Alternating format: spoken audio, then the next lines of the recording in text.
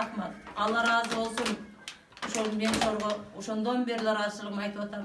Ошол жерде олар үмүт максат менен барышты, үмүт максаттар ишке ашып, иштери ийгиликтүү болуп, элдерине, жерине эсен аман кайтып келишсин. Ошол аманат фондуна рахмат садагалар. Биз ушундайларды сооптуу өтө иштерди кылып атасыңар. Ошол Алтынбегибиздин жаткан жери жайлуу болсун. Ошол тынччасын ошол жакта. Ушу балдарды эсен аман чоңоюп, элдин керегине жараган балдардан болсун. Ушу кыргыз элине жалпы мусулман калкына ошол аманат фондуна чоң ыраазычылыгыбызды билдиребиз биз. Ошо тынч болойлу. Рахмат садага кетейин. Рахмат.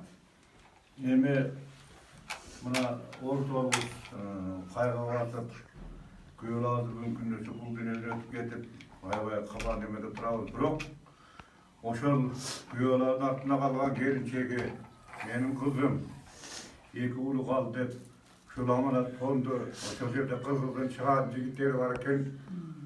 Ушул бардык нерсени уюштуруп, Алтынбектин сөөгүн мегече кап келгенге жардам берип, андан сырткары ушу балдар атасы калды деп, келечекте ушу кыйналбай чоңойсун, үй салайын дебесин деп, аманат фонду бизге жардам берип атат. Менин кызыма аябай чоң рахмат. Ошол жерде иштеген балдардын баардыгына чын ден соолук каалайм. Алардын үйүндө эч убакта жамандык болбосун. Дайыма ушул элдин кызматында болуп, Алланын ыраазычылыгын алып, элдин ушундай камын көрүп, кыйналгандардын